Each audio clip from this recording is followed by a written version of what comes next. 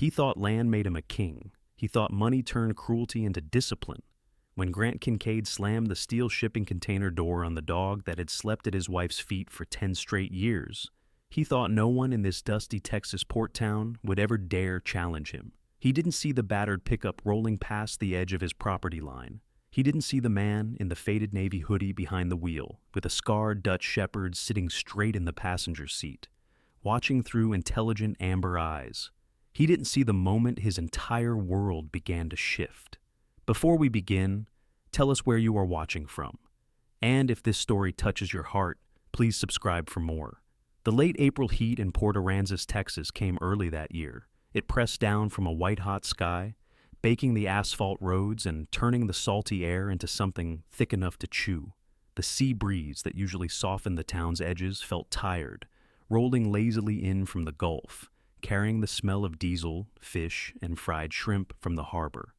On the edge of town, where pastel beach cottages gave way to sprawling ranch estates owned by people who only pretended to be local, the Kincaid property sat like a fortress. The house itself was a modern glass and steel monument to money, a flat-roofed mansion perched on a rise overlooking the dunes and the glimmering line of the Gulf beyond. A private drive wound up past manicured live oaks and imported palms. Cameras watched every angle. Razor-straight white fencing marked off the land like underlined sentences on a page. This is mine. But today, the mansion did not look like a dream home. Black cars lined the circular driveway. Men in dark suits and women in understated designer dresses stood on the front steps, murmuring warm platitudes that evaporated as quickly as the sweat on their foreheads. The last cluster of mourners drifted toward their SUVs, faces set in masks of sympathetic sorrow. They had come to pay their respects to Martha Kincaid. Inside, the air conditioning was set too low, fighting the Texas heat with an icy persistence that made the marble floors and tall white walls feel more like a gallery than a home.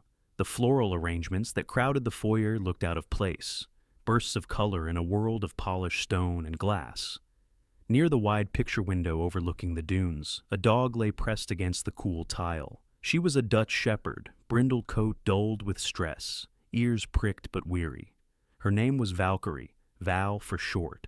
10 years old, joints a little stiff now, eyes a little clouded at the edges, but still very much a working dog in the way she held herself. Alert, poised, waiting always for a command from the one person who had never failed her. That person was gone now. Martha's scent still clung to the navy blue throw blanket in the corner of the room, the one Val had dragged down from the bedroom door 3 nights. Ego, and refused to leave. She lay half atop it as if she could pin time in place, as if the weight of her body could keep Martha from disappearing completely. Every time the front door opened, Valkyrie's head lifted. Every time it closed without bringing Martha back, she let it fall again, eyes tracking the movement of polished shoes, hearing the muttered condolences, the practiced murmurs of such a loss and taken too soon. Now, as the last of the guests filtered out, only 2 human heartbeats remained loud in Val's world. One was the slow, heavy rhythm of Grant Kincaid. The other was the sharp, fast staccato belonging to Tiffany Raines. She didn't even like this place, Tiffany snapped, breaking the fragile quiet as the front door finally shut on the last visitor. She kicked off her black heels, sending them skidding across the tile. All this glass made her nervous. She always said she felt like a bird about to hit a window. I told you we could have done the reception at the country club. Grant stood near the bar, fingers braced on the quartz countertop. He was in his early 50s, tanned by golf course sun rather than hard work, his brown hair going silver at the temples, just enough to look distinguished. He had the build of a man who paid trainers to maintain the illusion of strength and a jaw that had been in more glossy magazine spreads than local newspapers. Oil, land, and logistics. That was the polite way people described his empire. The truth about the pipelines cut through wetlands without permits, about the accidental spills cleaned up by nighttime bulldozers, never made it into the glossy photos. Today, for the first time in a long time, Grant looked tired, not from grief, despite the black suit and the artfully reddened eyes, but from the weight of performance. She wanted it here, he said, voice stiff. So it was here. Tiffany stalked across the room, black dress clinging to curves designed to be noticed. She carried the smell of expensive perfume and stale resentment. She wanted a lot of things, Tiffany said. She wanted you to stop drilling under the marsh, remember? She wanted you to quit flying that girl out to the lake house. And now she's gone, and you are still letting her run this place. She flicked her fingers toward Valkyrie with a sneer, as if the dog were a piece of ugly furniture. Val's ears lowered, but she did not move. She recognized Tiffany's voice, the sharp pitch that always came with the tang of stress hormones and cheap sweetness. Martha had never liked when Tiffany came to the house. The arguments that followed always sent Val creeping to Martha's side, head under her hand in silent support. "I told you," Tiffany continued. "I'm not staying overnight in this house with that thing watching me." The word thing hit the air like a slap. Grant's eyes slid toward the dog. For a moment, something complicated flashed across his face, something like memory. He had been in the truck the day Martha picked Val up from a working dog breeder in Oklahoma, insisting they didn't need some hyperactive army mutt in the house. He remembered the car spinning on black ice 6 months later, the guardrail crumpling, Martha trapped in the passenger seat with a broken leg, Val braced against the windshield, barking until help came. He remembered other things too. The nights Martha had slept in the guest room after another whispered phone call and another lie. The way Val sat facing his door, not hers, when the shouting got loud, eyes flat, body strung like a bow. Grant took a breath that felt like he was inhaling dust. "Martha's gone," Tiffany said, closing the distance between them, voice softening into the tone she used when she wanted something. She laid a hand on his chest, fingers drifting down the front of his shirt.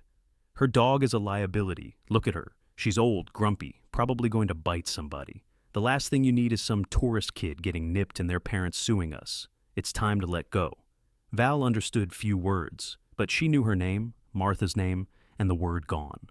Gone was the word the hospice nurse had used. Gone was what Martha's heartbeat was now. Val lifted her head, eyes locking on Grant. He stared back, jaw working. She was important to Martha. Tiffany's mouth twisted. So was that marsh you had bulldozed. She walked to the window, staring out at the 3 shipping containers near the edge of the property, stacked neatly beside the equipment shed. Grant used them to store tools and spare parts for his small private trucking fleet. Dark red logos on white trailers glowed under the Texas sun beyond them. "You've got a container out back," Tiffany said. "You said the crew's hauling one to the salvage yard tomorrow. Put the dog in there for the night. I have a friend at the shelter. Discreet one, not the county joke. They'll take care of it. Or you can let one of your drivers drop her on the side of the highway. She's just a dog, Grant. Martha's dead. That mutt's the only thing keeping her ghost walking around this house." Val's ears flicked. Martha, ghost, dog. Grant swallowed the last of his drink. The burn of the whiskey made it easier to feed the coil of anger uncurling in his gut. Not at Tiffany, not really, but at the fact that he felt anything at all when he looked at Val. The hospice doctor had used words like sudden arrhythmia and couldn't have known. Martha had been gone before the ambulance arrived. No autopsy, no questions. No time to ask the questions that gnawed at him when he woke sweating at 3 a.m. with the taste of metallic panic on his tongue. He didn't like questions. He liked control. And every time Val stared at him with those unblinking amber eyes, he felt like she knew something. "Fine," Grant said. The word came out sharper than he intended. "Fine. We'll handle it." He slammed the empty glass down hard enough to make Val flinch. "In fact," the thought bloomed in his mind all at once, cold and practical. "It solves another problem." Tiffany frowned. "What problem?" Grant gave her a thin smile. "Those activists that keep sniffing around my trucks," he said. "The ones claiming we're hauling hazardous waste instead of fertilizer. They tried to follow one of the rigs last month. I had to have a talk with their leader. If a concerned citizen sees an old dog and calls animal control while we just happen to be loading a container, it muddies the water. I can spin that." He straightened his jacket. The decision hardened inside him like quick-set concrete. "Go change," he told Tiffany. "We'll go into town, get dinner. By the time we're back, she'll be someone else's problem." Val watched him approach with her muscles tensing beneath her brindled coat. He didn't call her by name. He just snapped his fingers sharply. "Up!" She rose, joints aching, blanket slipping away. Whatever happened next, she would follow. It was what Martha had taught her. Outside, the heat slammed into them like the exhaust from a jet engine. Grant led Val toward the outbuildings, shoes crunching on the gravel, the air thick with dust and the faint chemical tang that clung to the trailers. One of the containers stood with its doors yawning open, dark interior smelling faintly of rubber and rust. Inside, stacks of folded tarps and pallets pushed up against the metal walls. Grant walked to a beat he recognized now, the rhythm of anger disguised as logic. "It's just for a little while," he muttered, more to himself than to the dog. "Tomorrow they pick up the container. Maybe someone opens it, maybe they don't. Either way, problem solved." He turned to Val. "In?" She hesitated. Martha had never asked her to walk into a dark box.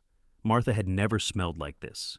Cigarette smoke on fabric, stale whiskey, guilt.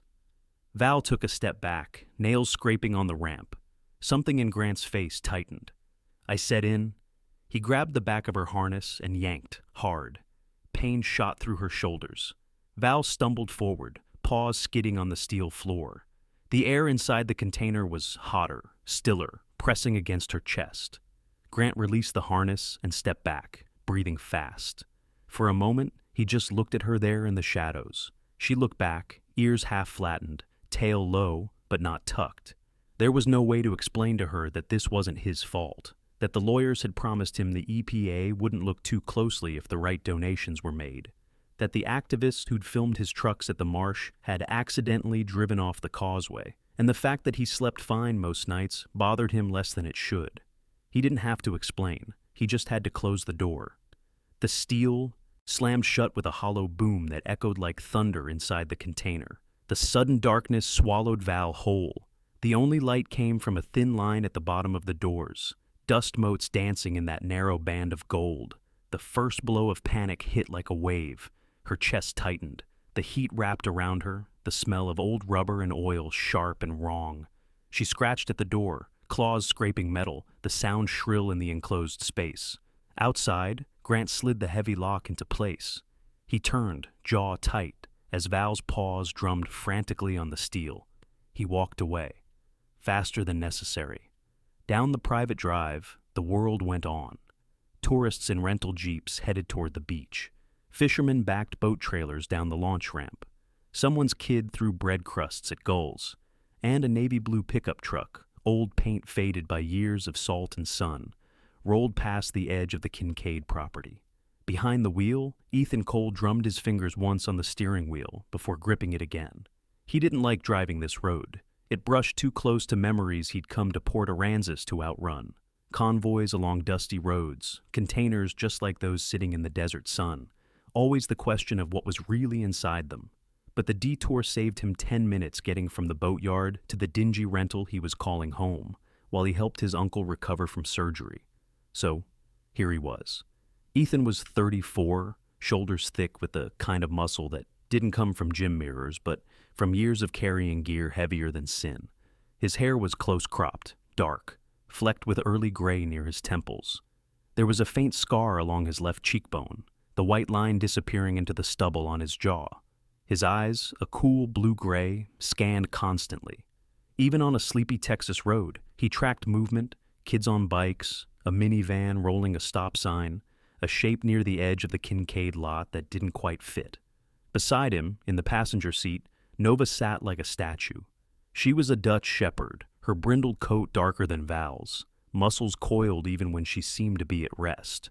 One ear had a V-shaped notch from shrapnel, a faint white streak traced along her muzzle, fur never growing back right after the explosion in Kandahar 2 years earlier. Retired war dog, the paperwork had called her. Ethan thought of her as the partner who had dragged him back from the edge of a crater, while his ears rang and the world moved in slow, burning pieces. He'd left the teams after that. He'd taken Nova with him. Now both of them were trying to learn how to walk in a world where no one shot at them, and the loudest noise at night was the distant thump of a beach bar's music. Nova's head turned sharply toward the Kincaid property as they passed. A faint, hollow metallic thudding drifted over the low hum of the truck's engine, a sound that didn't belong with birdsong and palm fronds. Ethan's hand shot to the radio, turning it down until the only sound was the wind. He lowered his window. The thudding came again. Scrape. Scrape, scrape. Nova whined low in her throat. Not fearful, alert. Ethan slowed the truck without even thinking about it. On the far side of the fence line, near the stacked shipping containers, dust puffed in small bursts from the gap beneath the nearest set of doors. The metal rattled with each impact. To anyone else, it might have sounded like nothing, a loose hinge in the wind. To someone who'd spent too many nights listening to desperate hands pounding on steel from the inside, it sounded like a heartbeat trapped in a box. Ethan's knuckles tightened on the wheel. His chest went hot, then cold. "Easy," he said softly to Nova. "We're just looking." He pulled over onto the sandy shoulder. The heat hit him the second he stepped out of the truck, an oven blast that made his t-shirt stick to his back. He shaded his eyes with one hand, scanning the property. Cameras on the gateposts, a no trespassing sign that assumed people still respected those. The main house farther uphill, reflective glass catching the sun. No one visible in the yard. The containers sat near the back fence, close enough that he could hear the sounds from the road. Scrape, scrape. A short, sharp bark, muffled. Something alive was in there. Something not okay. Ethan glanced once at the house. Nobody coming. He hopped the low ditch and walked up to the fence, Nova heeling at his side. The top of the white vinyl was too high to climb without making a scene, but he didn't need to go over. He just needed to see. Ethan stepped onto one of the support posts, boosting himself enough that he could look over. The container nearest him was closed, heavy lock dangling from the clasp. Dust puffed each time something slammed into the inside of the door. The sound of claws on metal carried clearly now, frantic, scraping, growing weaker between blows. He didn't think. He dropped back down, went straight for the gate intercom. Nova moved with him, ears forward, nose working. Ethan stabbed the call button. "Yeah?" A bored male voice crackled through the speaker. "This is Ethan Cole," he said. "Got a situation on your back lot. Something alive is trapped in one of your containers." Silence. Then a different voice came online, smooth, irritated. "This is Grant Kincaid, and the only situation on my property is a stranger leaning on my gate. Step away from it." Ethan's jaw tightened. "You've got an animal locked in a steel box in 90-plus degree heat. That's not just your property, that's a felony." "Did you miss the sign, Mr. Cole?" Grant asked. "No trespassing. Whatever you think you hear is none of your business." Nova whined again, pushing her head against Ethan's hip. Another thud came from the container, weaker now. A hoarse, desperate bark followed it, then a choking sound that made Ethan's stomach flip. He pictured that kind of heat inside a metal box. The air would be baking, oxygen dropping fast. Every breath would feel like inhaling fire. "Open it," Ethan said. "Now." "Walk away," Grant replied. The smoothness had sharpened to something brittle. "Or I call the sheriff and have you removed." Ethan stared at the intercom. The seconds ticked by and the sweat running down his spine. Another scrape, a softer one. His mind split along a familiar line. Rules on one side, lives on the other. In the desert, that choice had been easy. Save who you could, fill out the paperwork later. Here, the paperwork wore boots and a badge and drank coffee at the gas station. Here, the man behind the voice donated big checks at election time and put his name on hospital wings. Ethan looked at Nova. She looked back, eyes steady, jaw tight. She didn't know money. She knew distress. And whatever was in that box was sounding a lot like something that wasn't going to last another 15 minutes. "Fine," Ethan said. He kept his voice calm. "Call whoever you want." He stepped back to the truck and reached behind the seat. His fingers closed around cold steel. Not a weapon, a bolt cutter. He'd used it last week to help his uncle cut the rusted lock off a boat trailer at the marina. He walked back to the gate. "Last chance," he said quietly into the speaker. "Open it or I do." Grant's laugher crackled, ugly and surprised. "You cut that lock, vet boy, and I'll own you. Your little war stories won't help you in court." Ethan didn't answer. He stepped back just enough for leverage, set the jaws of the bolt cutter around the long arm of the lock on the gate. Not the main motorized mechanism, just the cheap external padlock backing it up. He squeezed. His arms had lowered heavier weights than this. The metal groaned, then snapped. An alarm wailed from somewhere near the house, a high-pitched shriek. Ethan pushed the gate open just enough to slip inside. 911, he said to Nova, the word more to steady his own moral ledger than her. They can meet us out back. He jogged across the gravel, boots kicking up dust, heat radiating off the steel sides of the containers. The closer he got, the worse the smell. Hot metal, rubber, fear. The padlock on the container door was heavier than the one on the gate, but not by much. His hands moved automatically, set, brace, squeeze. The lock groaned, bent, then gave way with a dull crack. He yanked the doors open. The heat that poured out hit him like opening an oven. Nova staggered back, sneezing. Inside, the shadows resolved into a trembling mass of brindled fur. Valkyrie lay sprawled on her side, sides heaving, tongue lolling out. Gums of frightening pale color that screamed shock to anyone used to reading the signs. Her paws were bloodied from where she had clawed at the inside of the door. The air around her shimmered with the heat, smelling of singed fur and panic. She tried to lift her head when the light flooded in, but her neck muscles shook, too weak. Her eyes rolled toward Ethan, glazed but still aware enough to register something new. "Easy, girl," Ethan said, voice dropping into the calm, commanding register he used in the field. He stepped inside, ignoring the oppressive wall of heat that slammed his lungs. "Nova, back." Nova stayed at the threshold, panting hard, eyes locked on the suffering dog. Ethan dropped to one knee beside Val, careful not to crowd her.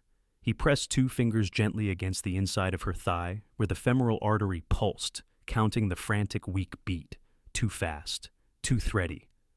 "Heat stroke," he muttered. "Maybe worse."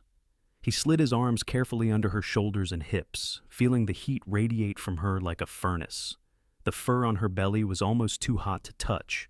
The moment he lifted her, she let out a strangled groan. Her head lolled limply against his chest, breath rasping in shallow pants that spoke of a body too close to the edge. "I got you," he murmured, more to himself than to her. He backed out of the container, stumbling once as the sudden shift from burning air to merely blistering threw his balance. By the time he reached the truck, sirens were already wailing in the distance. The property alarm had done half his job.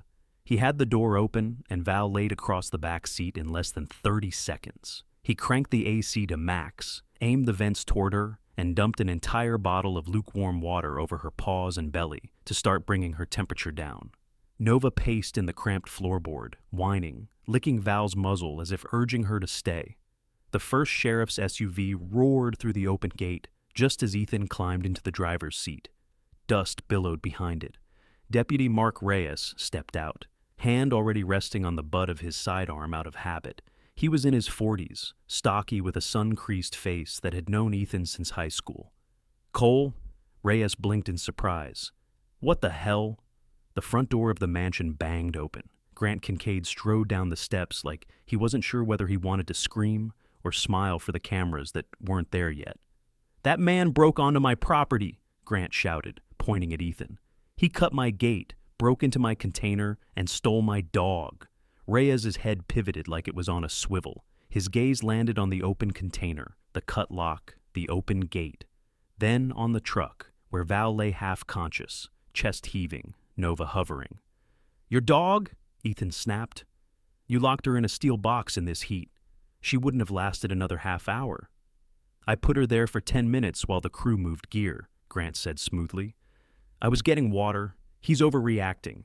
You know these vets, Mark, they think everything's war." The words slid through the air, oily and practiced. Reyes's jaw tightened. For a heartbeat? Ethan saw the old version of the man, the one who'd worn the same football jersey Ethan had back in the day, side by side on a field. Then Ethan saw the newer layers: deputy, homeowner, father of 3 kids whose school library bore the Kincaid name. "Look at her," Ethan said, forcing his voice to stay level. "Check her gums, touch her coat. She's on fire. If I hadn't opened that door—" "I told you not to touch my property," Grant cut in. He turned to Reyes, posture shifting into wounded dignity. "Deputy, I want to press charges: trespass, destruction of property, theft of an animal. That dog is microchipped to my wife and registered to this address." Another siren wailed, closer now. A second cruiser pulled up, tires squealing. Ethan looked at Val. Her breaths were getting shallower. Bile rose in his throat. "She needs a vet, now." Animal control is on the way, the second deputy said. She was younger, face shuddered. They can decide. She'll be dead by then, Ethan snapped. The world narrowed down to a series of choices, each razor thin. Stay, fight, argue, watch the dog die between lines in a report, or move. He made the same decision he'd made in dusty villages half a world away when bureaucracy tried to weigh more than blood. Ethan threw the truck into gear. "Cole," Reyes barked, "don't you dare!" The old pickup lurched forward, tires spitting gravel, doors still open enough for the deputies to jump aside or risk becoming hood ornaments. Ethan swung hard, blowing through the half-open gate, dust swirling in his wake. Sirens screamed to life behind him. Nova braced herself as the truck fishtailed onto the asphalt, claws digging into the seat. Val moaned weakly in the back, chest hitching. "Hold on," Ethan muttered, foot pressing the accelerator. "Not losing you today?" The Coastal Bend Veterinary Center sat across from a strip mall laundromat and a taco joint, the neon paw print sign flickering slightly at the edges.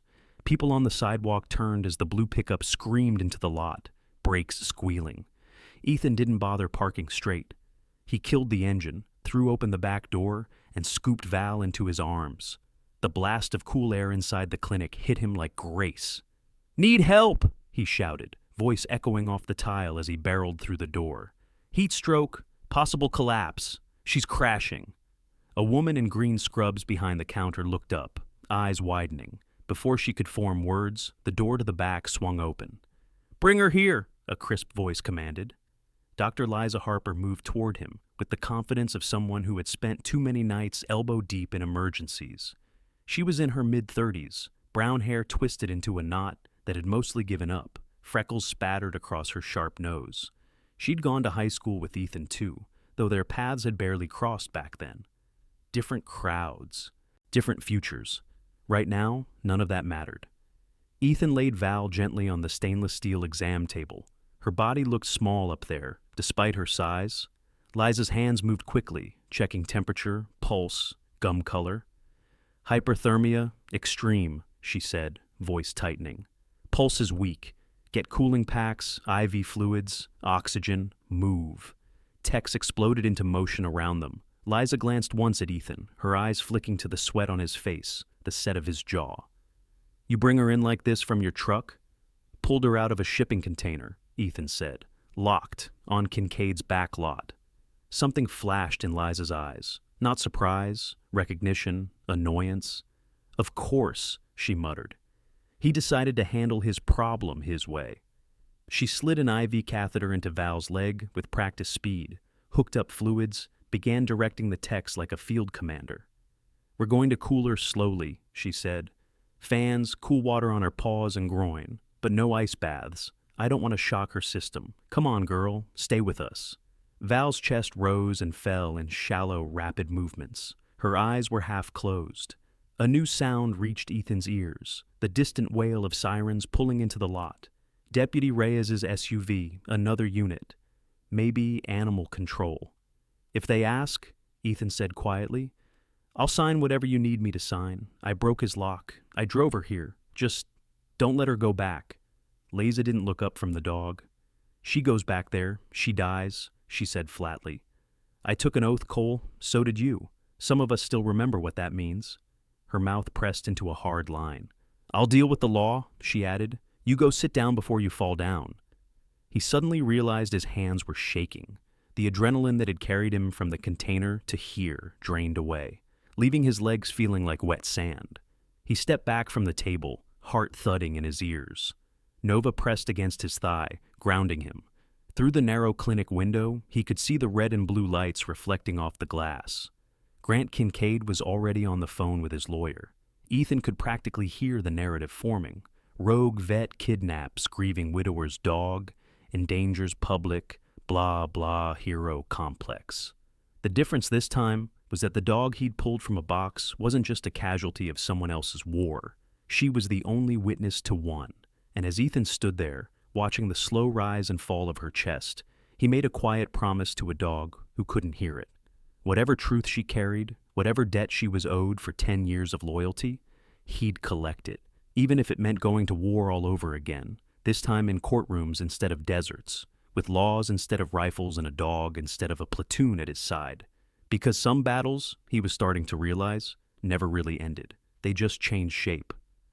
Weeks later, when Valkyrie stood unsteadily on Ethan's small, screened-in porch overlooking the inlet, the sunset painting her brindle coat in gold, he would remember every second of those first hours. The way she'd crashed, then rallied. The moment her temperature finally dropped below the lethal line. The way she'd opened her eyes, seen him, and thumped her tail once, slow and deliberate, as if stamping a decision. Him. She'd chosen him. And that choice, simple and wordless, would set off a chain reaction that tore through Port Aransas like a Texas thunderstorm. Grant Kincaid did call the sheriff, and the sheriff did file charges: trespass, destruction of property, unauthorized removal of an animal, but the story refused to stay in the neat frame Grant tried to build around it. A vet tech's younger brother posted a blurry photo of Ethan's blue truck screeching into the clinic lot with a collapsed dog in his arms. It hit social media with the caption, "This dude just broke a billionaire's lock to save a dog from boiling alive in a box. I don't know if it's legal. I do know it's right." A waitress at the harbor bar, who'd lost a cat to one of Kincaid's trucks 4 summers ago, recognized Valkyrie from the picture. "That's Martha's dog," she whispered, showing the photo to her manger. "She used to bring that dog to town. Said she trusted her more than most people." Doc Liza, no fan of gossip but less of a fan of lies, printed out Val's chart. Temperature logging, photos of pad injuries, vet notes that used phrases like prolonged confinement in extreme heat and likely intentional. The local paper, usually starved for anything more exciting than fishing reports and city council zoning disputes, smelled blood in the water. Or maybe it smelled justice. And then there was the neighbor, 2 lots over from the Kincaid estate. A retired school teacher named Dorothy Bell had been testing out her new doorbell camera the day of the funeral. She'd caught 15 seconds of video when her motion sensor tripped. Grant walking toward the container with Val at heel, face twisted, his voice faint but audible. "You should have died with her." The camera hadn't caught what happened inside the container, but it had caught the time, the sun angle, the fact that 22 minutes passed between Val going in and Ethan pulling away in his truck, sirens chasing him. 22 minutes in a steel box in Texas heat. The math was simple. The morality, even more so. Reyes found himself torn in ways his badge training had never quite prepared him for. On paper, Ethan had broken the law. In reality, Ethan had done what any halfway decent person would have done if they'd heard that frantic clawing and had bolt cutters handy. The DA, more cautious, saw something else. A high-profile potential case with cameras already pointed at it. If she backed Kincaid and lost, she'd look like the woman who prosecuted a veteran for saving a dog. If she backed Ethan and lost, she'd look like she'd tried. She decided to let the courts sort it out, which was how, 8 weeks after Martha's funeral, Ethan found himself sitting at a polished oak table in a courtroom in Corpus Christi, opposite Grant Kincaid in a Navy suit, with half the town watching from the gallery. The civil petition Grant's lawyers had filed was simple: return of property. The property in question lay on the cool tile in the corner of the courtroom. Wearing a bright blue harness and a service dog vest, Liza had insisted on purchasing with her own money. Valkyrie's coat shone now. Her eyes were brighter. A faint scar marked the place where the IV had gone in. She lay with her head on Ethan's boot, body angled just enough that she could see both him and the door. If the judge noticed the way her ears flicked back every time Grant shifted in his seat, she made no comment. Judge Miriam Cortez had been on the bench long enough to see every kind of evil filtered through polite language. She was not fond of theatrics. She was fond of facts. Grant's lawyer painted a picture in soft, sympathetic strokes: a grieving widower, a loyal old dog whom he had temporarily secured for her own safety while equipment was moved, a hot-headed veteran who broke locks and kidnapped a pet instead of calling proper authorities. On cue, Grant wiped away a tear when he spoke of Martha. He spoke of how she had rescued Valkyrie from a shelter. The breeder paperwork said otherwise, but the lie had a nicer ring. He spoke of late nights when the dog had slept at the foot of their bed, guarding them both. "And now," he said, voice cracking, My wife's last comfort is being kept from me by a stranger who thinks he knows better than family. In the gallery, a few people sniffled. Others shifted, eyes sliding toward Ethan without quite meeting his gaze.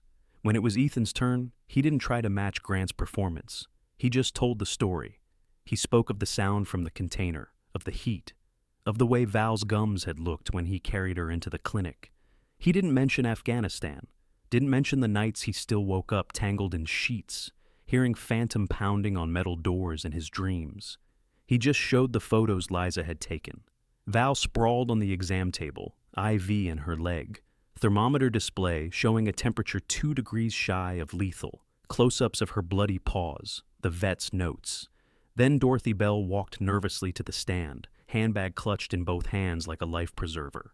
"I didn't want to make trouble," she said, voice trembling.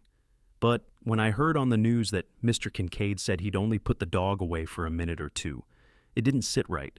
She explained how her doorbell camera worked, how it stamped time on the footage, how the timestamp on the clip of Grant walking toward the container with Val at his heels read 3:17 p.m., and the timestamp on Ethan's truck pulling away in a cloud of dust, Val barely alive in the back, read 3:39 p.m., 22 minutes. Grant's lawyer tried to argue about clock drift, camera malfunction, anything to shave those minutes down to something less damning. But numbers had a way of refusing to lie. Judge Cortez watched Valkyrie throughout the testimony. The dog never moved toward Grant. Not once. But when the bailiff dropped a stack of files and the sound crashed like a gunshot through the room, Val surged to her feet, planting her paws over Ethan's boot, body angled outward between him and the noise. Her hackles rose. She didn't bark, didn't lunge. She simply placed herself between danger and the man she had decided was hers. "Miss Harper," the judge said finally, turning to Liza, who'd been waiting in the witness box, expression tight. "In your professional opinion, would the dog have survived another 10 minutes in that container?" Liza's mouth pressed into a firm line. "No, Your Honor," she said. "She was already on the edge of heat stroke when Mr. Cole brought her in. Another 10 minutes, she would have gone into organ failure. Another 20, she'd be dead." The judge looked from the vet to Ethan to Grant. "Property," she repeated softly, almost to herself. "That's what the law calls her." She looked down at her notes, then back up. Her eyes were very sharp behind her glasses. "But the law also recognizes something beyond property in cases of cruelty and neglect. It recognizes custodial fitness." She leaned forward. "Mr. Kincaid," she said, "you locked a 10-year-old dog in a steel container in 98-degree weather for at least 20 minutes, unattended. That is not an accident. That is an act of breathtaking disregard for life." Grant opened his mouth, but she held up a hand. "Be very careful with your next words," she said coolly. "I have no patience for perjury." He shut his mouth, jaw working. "As for Mr. Cole," the judge continued, "he did, in fact, trespass on your land and damage your locks. Under different circumstances, I might be inclined to take a dim view of that. But sometimes, Mr. Kincaid, the law has to look at not just what was broken, but what was saved." She folded her hands. "Custody of Valkyrie is awarded to Ethan Cole," she said, "effective immediately. All claims to ownership from the Kincaid estate are terminated on the grounds of demonstrated neglect and cruelty." A murmur rippled through the gallery. Grant surged to his feet. "You can't—" "I can," Judge Cortez snapped, "and I just did. You may file an appeal if you like, though I strongly suggest you consult criminal counsel first, because I am referring this matter to the district attorney for further review under the Texas Animal Cruelty Statute." The sound of the gavel cracked through the courtroom like a rifle shot. Valkyrie flinched once, then relaxed when Ethan's hand settled on her shoulders. Outside the courthouse, the air smelled of exhaust and sea salt and something else. Change. Reporters clustered by the steps, microphones ready. Some pointed at Grant as he stormed past, face red, tie askew. Others turned toward Ethan, but he kept walking, eyes on the dog at his heel. "Come on, girl," he said softly. "Let's go home." Thus, months passed. Summer beat down on the Gulf, then softened into the gentler warmth of early fall. Tourists thinned out. The town took a breath. Ethan's uncle's recovery went from painful to tedious, which in Ethan's book was an upgrade. Construction jobs at the marina came and went. Some nights he lay awake listening to the distant horn of barges moving through the ship channel and thought about re-enlisting. Most nights he fell asleep with Valkyrie stretched along the length of his bed and Nova curled on the rug, the steady weight of their breathing anchoring him more firmly than any duty roster ever had. With Liza's help, he registered Valkyrie as a retired working dog under his name. They started slow walks along the beach at sunset, letting her joints loosen, letting her learn that not every loud sound meant danger. He learned things too. He learned that Martha had been quietly funding a local wildlife rescue out of her personal money, separate from the accounts Grant controlled, that she'd shown up with Val 3 years in a row when the shelter hosted a holiday photo fundraiser, that the shelter's director, a blunt woman named Naomi, had once overheard Martha say, "If anything ever happens to me, that dog is the only one I trust to keep my secrets safe." Secrets. The word sat wrong in Ethan's stomach. It would have been easy to write it off as grief-driven melodrama, except for one thing. On a rainy afternoon in early October, while Ethan was cleaning out the pockets of the old harness Martha had bought for Val, his fingers brushed over something that didn't belong. A small laminated card tucked behind a sewn-on patch, taped in place with medical tape. The front carried a photo of a younger Martha, hair longer, face freer, standing in front of a marshland, Valkyrie at her side, both of them wet and laughing. The back held a short sentence, printed in careful block letters. "If I cannot speak, look under the tall cross at the marsh," it read. Below that, smaller, "Val knows the way." The words made the tiny hairs on Ethan's arms stand up. The marsh. A month earlier, an environmental group had filed a complaint accusing Kincaid of illegally dumping waste in a protected wetland outside town. The county had shrugged, said they'd look into it. The next week, that same marsh had mysteriously caught fire. The blaze had burned low and dirty, stinking of chemicals, black smoke staining the sky. The fire department had blamed spontaneous combustion and dry brush. The activists had blamed Kincaid. Grant, in an interview on the local station, had simply smiled and said, "Accidents happen." Ethan stared at the card. Val, lying at his feet, lifted her head. "You know something?" he whispered. He slid 2 fingers under her collar, feeling the steady beat of her pulse. "Show me." It was stupid, he knew. Dogs didn't understand sentences like that. They understood tone and direction and the angle of a pointing arm.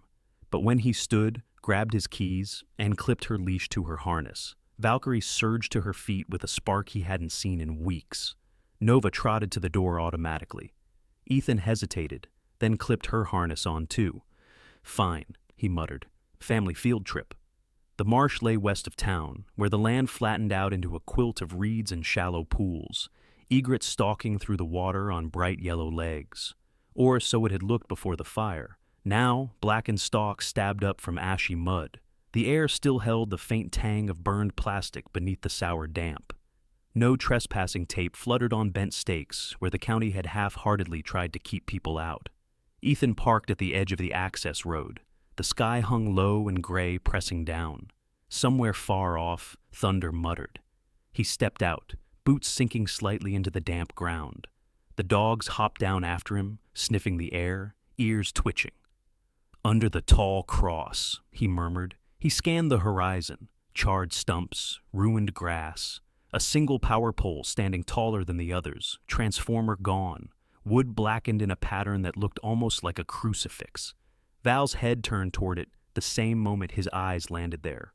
Her body went taut, muscles tightening beneath his hand. "Track," Ethan said softly, the old command falling from his tongue before he thought it through. Val dropped her nose to the ground and moved, not fast, not in the aimless zigzag of a dog following an interesting smell, but in a straight, purposeful line that cut across the ash and muck toward the leaning pole. Nova flanked her, occasionally glancing back at Ethan as if checking that he was still coming. At the base of the pole, the ground sloped down into a shallow ditch. The fire had scorched everything, leaving the soil crusted and cracked. Val stopped abruptly. She pawed once at the blackened dirt, then again, harder. Ethan knelt. With his bare hands, he scraped away layers of ash and mud until his fingers hit something solid. A length of PVC pipe, capped at one end, stained black but intact. A crude cross had been gouged into the cap. His heart hammered. He twisted the cap off. Inside, wrapped in plastic and still dry, lay a flash drive and a folded sheaf of papers bearing the letterhead of a private lab in Houston. Soil analysis reports, photographs, and at the back, a personal letter, handwritten in Martha's neat script. "If you're reading this," it began, "I didn't get to finish what I started." She laid out everything. The ghost trucks leaving the Kincaid lot at midnight, the barrels unloaded at the marsh, the strange rashes on local kids who played there. She'd taken samples, sent them for testing, using her maiden name. The results had come back ugly. Heavy metals, carcinogens, the kind of chemicals that didn't just happen in a natural marsh. She'd confronted Grant with the papers. He'd called her hysterical, told her she had always been too sentimental about mud and birds. She hadn't believed the heart attack theory the doctors had so kindly offered at the hospital. Not entirely. Not after Grant had brought her the wrong tea on the wrong night, from the wrong cabinet. And not after Valkyrie had growled at him as he set it down. "There's a copy of this drive in a safety deposit box in town," Martha had written. "But if anything happens to me before I get there, Val knows where this is. I trust whoever finds this to do what I couldn't. For the marsh, for the kids, for the dog who tried to warn me." Ethan sat back on his heels, the paper trembling in his hands. The wind picked up, bending the blackened reeds. Thunder rumbled closer. Val pressed her head against his shoulder, the weight of her solid, warm, alive. "You did good," he whispered. Nova shoved her muzzle in between them, jealous.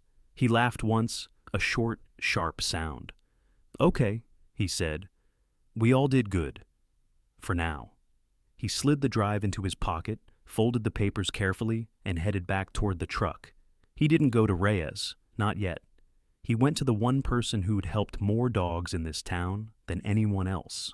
Naomi at the wildlife rescue looked at the paperwork and swore softly under her breath. Then she picked up the phone and called a friend who worked for a state environmental task force that did not care who had donated what to whose campaign. Within a week, men in clean boots were taking core samples from the burned marsh. Within a month, the EPA had opened an investigation.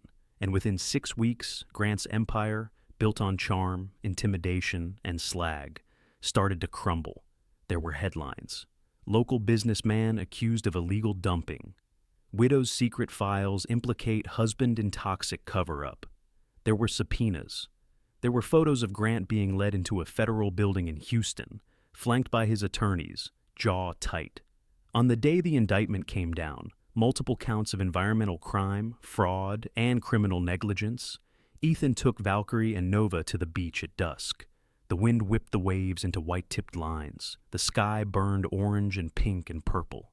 Ethan threw a neon green ball. Nova bounded after it, legs a blur, joy incarnate.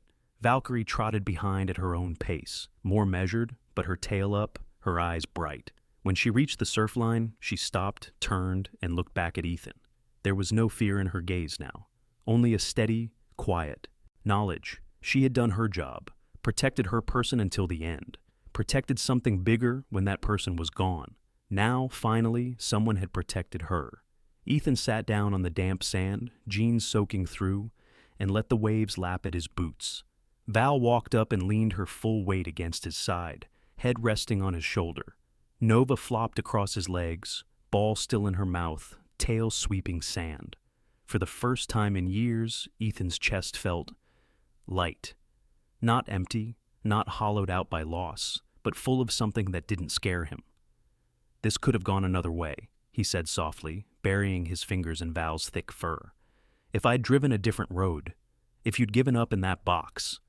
She huffed once, as if offended at the idea. He smiled. "Right," he said. "You don't quit. Sorry I asked." Behind them, far inland, sirens wailed faintly. Not emergency this time, but the long, lonely sound of consequences finally arriving at a house that had pretended to be untouchable. In town, the marsh cleanup crews were already at work. Naomi talked about building a boardwalk and educational center there once the poisons were removed, a place where kids could learn about herons and crabs and the way ecosystems healed if people let them. She wanted to name it Martha's Marsh. She wanted to put a bronze statue of a brindled dog at the entrance, ears up, gaze forward, forever watching over the place she'd tried to save. Ethan had said he'd think about it. Val didn't need a statue. She had the real shoreline, the real wind, the real waves to patrol. She had a couch to hog and a veteran to drag into the future, one day at a time. But he liked the idea of other people remembering that, even when the powerful used their money and land like weapons, sometimes justice didn't come from a badge or a bench. Sometimes it came on 4 legs, with a nose for the truth and a heart that refused to stop guarding the people and places it loved. The sun slipped lower, staining the water copper. Ethan scratched the spot behind Val's ear that made her sigh and close her eyes. "We made it, girl," he whispered. Nova sneezed seawater onto his jeans and wagged harder.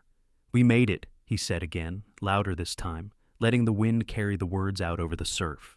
"If this story touched your heart, if you felt anger at the cruelty that nearly killed Valkyrie, or hope when one man and 2 brave dogs stood up to money and lies, please hit that like button and share this video with your friends and family. It helps us bring more stories of courage, justice, and second chances to people who need them. And don't forget to subscribe to the channel so you never miss a new story. May God bless you and your loved ones. May He protect your homes, your families, and the innocent animals who depend on your kindness. May you always find the strength to stand up, like Ethan did, when you hear a cry from behind a locked door. If you believe in the power of loyalty, love, and justice that never gives up, please type amen in the comments below.